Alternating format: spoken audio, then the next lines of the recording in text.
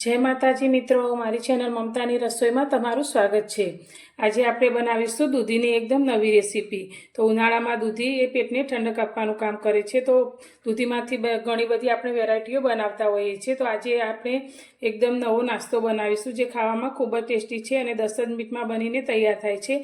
तो तेना माटे अत्यारे मैं दूधी लीधी छे। तो वजનમાં लगभग 300 ग्राम जेटली आपणी दूधी छे। तो दूधीनी छाल काढी अने तेना आपणे मीडियम साइजना टुकड़ा करी लईशुं। तो मैं दूधीना टुकड़ा करी लीधा है। तो आ दूधीना टुकड़ा 1.5 वाटकी जेटला आपणे तैयार कर्या छे। हवे एक मिक्सर जार लई लईशुं अने आ टुकड़ाने आपणे मिक्सर जारनी अंदर लई लईशुं। हवे तेनी साथे अत्यारे मैं साधारण तीखा होय तेवा 2 लीला मरचाना आ रीते टुकड़ा करीने लीधा छे। तमने जे रीते तीखुं पसंद होय ते रीते लई शको छो। आपणे 7 થી 8 कળી नानी लसण लीधुं छे अने साथे अत्यारे आपणे थोड़ी कोथमीर लीधी छे ते अंदर उमेरी लईशुं। तो थोड़ी कोमड़ी डाळी सहित मैं कोथमीर लीधी छे अने तेनी अंदर अत्यारे आपणे 2 चमची जेटલું पाणी रेડીशुं अने बधुं ज पीसी अने एकदम सरस एवी आपणे पेस्ट तैयार करीशुं। बधी ज वस्तुने आपणे पीसी लीधी छे। तो अंदर एक पण जरा टुकड़ो पण अंदर नथी ए रीते आपणे तेने पीसी छे। तो हवे एक मिक्सिंग बाउल लई लईशुं अने तेनी अंदर बनावेली पेस्ट लई लईशुं।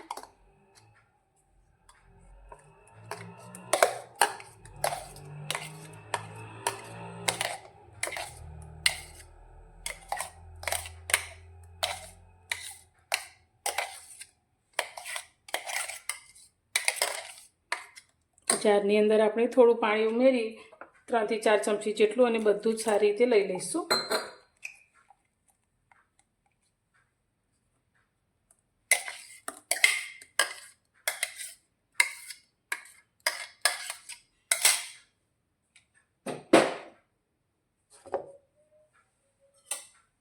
तो अपने एकदम सरस स्मूथ एवी पेस्ट तैयार थई गई है।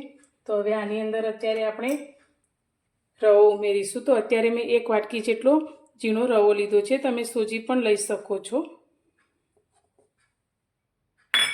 तेनी साथे मैं अत्यारे अर्धी वाटकी चणानो लोट लीधो छे ते उमेरीशुं। तमे बेसन पण लई शको छो। साथे आपणे जे वाटकीथी रवो लीधो छे ते ज वाटकीना मापथी अर्धी वाटकी अत्यारे आपणे दही लीधुं छे ते अंदर उमेरीशुं। तो साधारण खटाश पड़तुं आपणुं दही छे। हवे आनी अंदर आपणे थोड़ा मसाला करीशुं। तो नास्तो पचवामां हळवो रहे तेना माटे अर्धी नानी चमची जेटलो आपणे हींग लईशुं। नानी अर्धी चमची जेटली आपणे अंदर हळदर एड करीशुं। एक नानी चमची जेटलो अजमो लीधो छे जेने आपणे हाथथी मसळी अने अंदर एड करीशुं। एक नानी चमची जेटલું આપણે જીરું ઉમેરીશું। 1 ચમચી જેટલી આપણે લીલી વરિયાળી લીધી છે। આનો ટેસ્ટ નાસ્તામાં ખૂબ જ સરસ આવે છે તે ઉમેરીશું અને નાસ્તો આપણો એકદમ ચટપટો બને તેના માટે એક નાની અડધી વાટકી જેટલી મેં ખાંડ લીધી છે જે 1 ચમચી જેટલી છે તે ઉમેરીશું। સાથે આપણે અડધા લીંબુનો રસ ઉમેરીશું અને નાસ્તો આપણો ઠંડો થયા પછી પણ એકદમ સોફ્ટ રહે તેના માટે એક मोटी चमची जेटલું આપણે તેલ ઉમેરીશું અને બધી જ વસ્તુને આપણે સારી રીતે મિક્સ કરી લઈશું।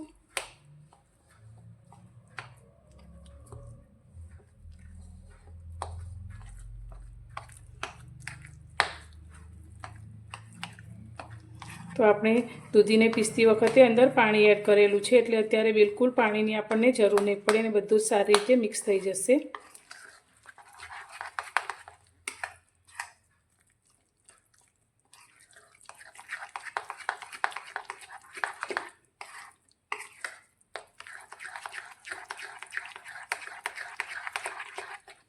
બધું સરસ રીતે મિક્સ થઈ ગયું છે।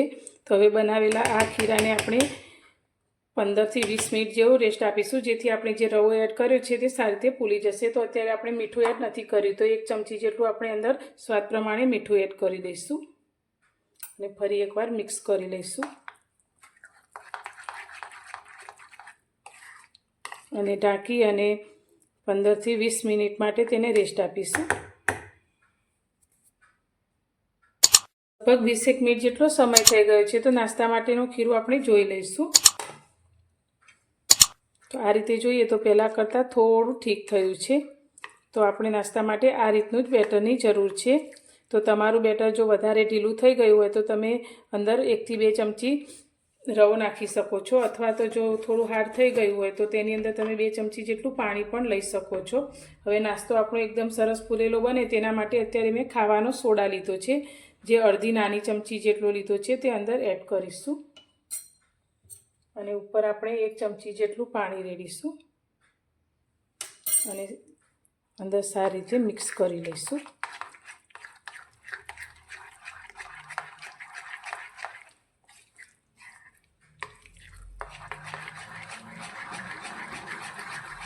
તો સોડા લેવાથી નાસ્તાનું ખીરું આપણું એકદમ સરસ ફૂલેલું તૈયાર થયું છે.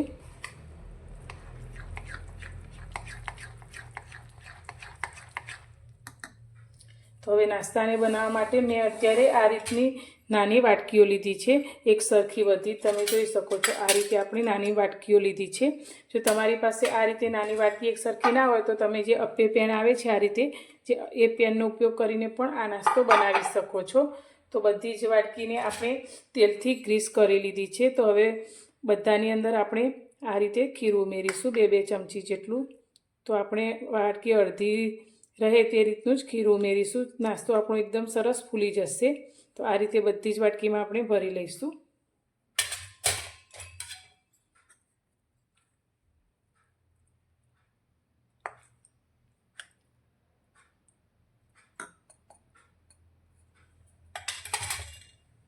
તો ગેસ પર આપણે એક મોટા બાઉલમાં પાણી ગરમ કરવા માટે રાખી લીધું છે. તો પાણી આપણું ગરમ થઈ ગયું છે. તો આપણે બધી જ વાટકી આ રીતે ગોઠવી દઈશું અને તેના ઉપર ઢાંકી અને આને આપણે 10 મિનિટ માટે સ્ટીમ કરીશું.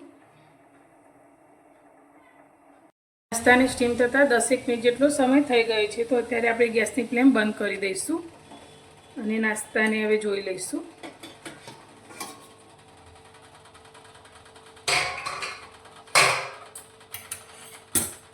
તો નાસ્તો આપણો બરાબર અંદરથી કૂક થયો છે તે જોવા માટે આપણે એક ચપ્પુ લઈશું અને વચ્ચે આ રીતે કરીશું. તો ચપ્પુ આપણું એકદમ ક્લીન આવે છે એટલે નાસ્તો આપણો એકદમ સરસ રીતે બફાઈ ગયો છે. તો હવે આને થોડીવાર માટે આપણે ઠંડો કરી અને ડિમોલ્ડ કરીશું. નાસ્તાને આપણે આ રીતે ડિમોલ્ડ કરી લીધો છે. તો તમે ચપ્પુ આ રીતે ગોળ ફેરવશો એટલે એકદમ સરસ રીતે નાસ્તો આપણો બહાર નીકળી જાય છે. તો તમે જોઈ શકો છો એકદમ સરસ જાળીદાર એવો આપણો નાસ્તો બન્યો છે અને એકદમ સોફ્ટ અને ટેસ્ટમાં તો એકદમ બેસ્ટ. તો તમે આ રીતે દૂધીનો નાસ્તો ક્યારેય ના બનાવે તો એકવાર જરૂરથી ટ્રાય કરજો. અને સાથે આપણે થોડા અપ્પે પણ બનાવી લીધા છે. તો હવે આ નાસ્તાને તમે આ જ રીતે ચટણી સાથે ખાઈ શકો છો, પણ આને આપણે થોડો વઘાર કરી અને થોડા ક્રિસ્પી કરીશું. ગેસ પર આપણે એક પેન રાખી લીધું છે. તેની અંદર અત્યારે 2 ચમચી જેટલું આપણે તેલ ઉમેરીશું અને તેલને થોડું ગરમ કરીશું. તેલ આપણું થોડું ગરમ થાય એટલે તેની અંદર એક નાની ચમચી જેટલી આપણે રાઈ ઉમેરીશું. સાથે આપણે 1 ચમચી સફેદ તલ ઉમેરીશું. અત્યારે મેં 2 લીલા મરચાંના ટુકડા લીધા છે તે ઉમેરીશું. મીઠા લીમડાના પાન ઉમેરીશું.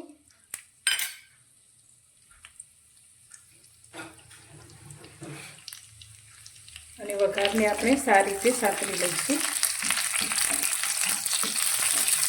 તો ગેસની ફ્લેમ ધીમી કરી દઈશું. અત્યારે આને બનાવેલા નાસ્તાને આપણે આ રીતે પેનમાં લઈ લઈશું અને નીચેથી ક્રિસ્પી થાય ત્યાં સુધી તેને થવા દઈશું.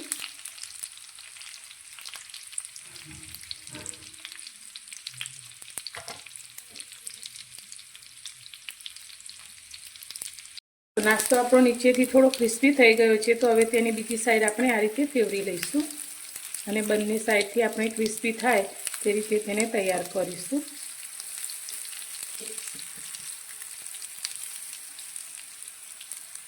તૈયાર છે આપણો દૂધીનો નાસ્તો. તો તમે જોઈ શકો છો ઉપરથી થોડો ક્રિસ્પી અને અંદરથી એકદમ સરસ સોફ્ટ. તો જોતાં જ મોઢામાં પાણી આવી જાય તેવો એકદમ સોફ્ટ આપણો નાસ્તો બનીને તૈયાર છે. તો તમને મારી આજની આ રેસીપી ગમી હોય તો વિડીયોને લાઇક કરજો, શેર કરજો અને હા, મારી ચેનલ પર નવા છો તો ચેનલને સબસ્ક્રાઈબ કરવાનું બિલકુલ ભૂલતા નહીં. અને કોમેન્ટમાં જણાવજો કે આજની રેસીપી તમને કેવી લાગી. તો ફરી મળીશું એક નવી જ રેસીપી સાથે નવા વિડીયોમાં.